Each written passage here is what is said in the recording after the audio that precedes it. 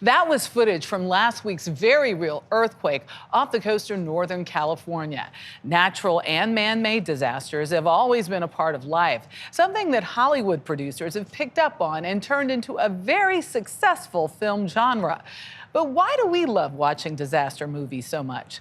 I recently went to a screening of one of the most successful disaster films ever made that will also be celebrating an anniversary this week to try and find out. Now, you know there's no sure way for us to fight a fire in anything over the 7th floor. But you guys just keep building them as high as you can. With its epic scale, all-star cast, and groundbreaking special effects, 1974's The Towering Inferno set the standard for disaster films during a decade that celebrated the genre like never before. Work it around! Up there! The action takes place at the world's tallest building, which catches fire on its opening night. Gotta move all these people out of here. Trapping a group of A-list partygoers on the highest of its 138 floors. The film was so big, it took 2 studios to finance it and featured a huge ensemble cast that included some of the biggest names of the day. Paul Newman, Steve McQueen, Faye Dunaway, William Holden, and Fred Astaire, who won a Best Supporting Oscar for his performance in the film. And on Monday, the trailblazing movie marks the 50th anniversary of its release. To celebrate the movie's milestone, many independent theaters are holding special screenings. Welcome to tonight's presentation of The Towering Inferno. You ready to see some disaster movies? Let's go. I got a chance to rewatch the film with Screen Crush editor-in-chief Matt Singer at Fort Lee, New Jersey's Barrymore Film Center. Irwin Allen's production of... Irwin Allen was like the king of disaster The movies. master of disaster. Towering Inferno. I mean, like you said, one of the ultimate disaster movies and the most successful. It was the #1 movie of 1974. Look, so Steve McQueen, Paul Newman, uber stars. They almost didn't make the movie together because they couldn't decide whose name will be first. So who won out? I can't recall. Well, they invented a billing that had never been used in movies before. That was their solution, one a little lower on the left, a little higher on the right. The Towering Inferno earned a whopping $200 million at the box office. This is real water, real fire. There's no green screens here. Get down! But it was just one of over 30 disaster movies released during the decade, including Earthquake, Airport, and The Poseidon Adventure. Oh my God. What makes these so entertaining to watch? When you think of big Hollywood movies, we tend to think of escapism. And here we have movies that are about these horrible catastrophes, the things that we tend to want to escape from thinking about for 2 hours when we go to the movies. But I think what it comes down to ultimately are 2 things. One, even though there is some sort of tragedy that's happening, and a lot of characters do die, there are always that handful that survive. And so what happens is, we in the audience are safe.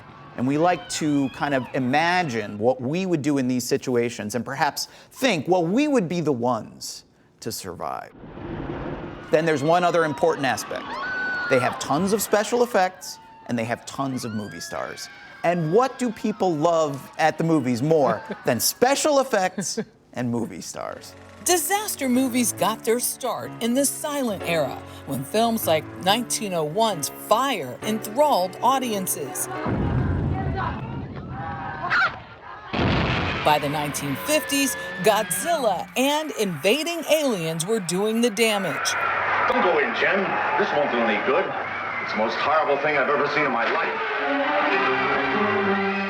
You'll kill yourself for nothing if you explode that bomb. 20 years later, Airport and its increasingly silly sequel saw the genre inspire some serious parody, like the movie Airplane. Surely you can't be serious. I am serious. And don't call me Shirley.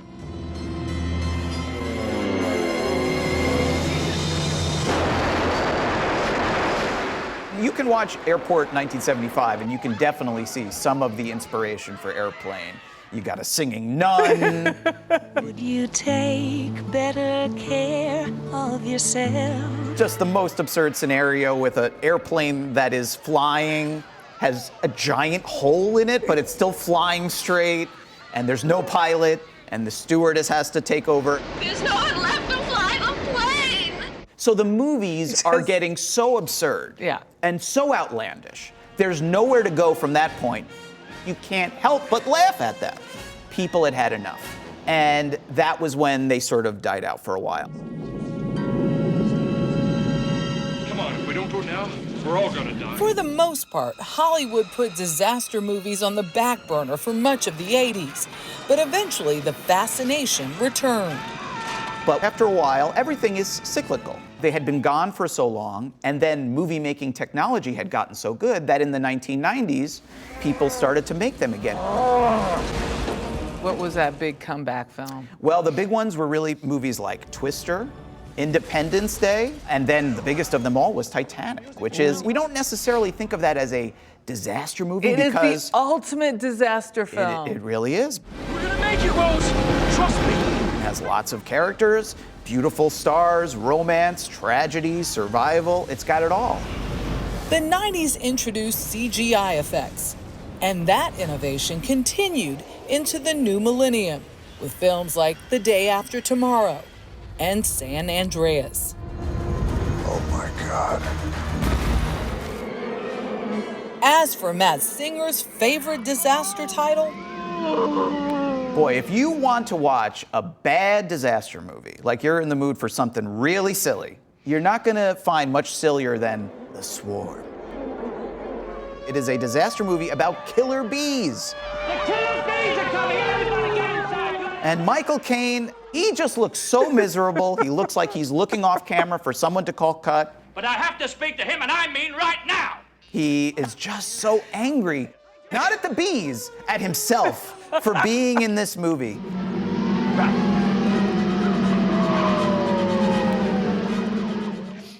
And the number of huge stars that are in these all films. These, yeah. And looking back, I mean, we're children of the 70s. Yeah. All of them. The Swarm, I don't know, but Poseidon Adventure, Earthquake, all those. It's just unreal. And we love them. We do.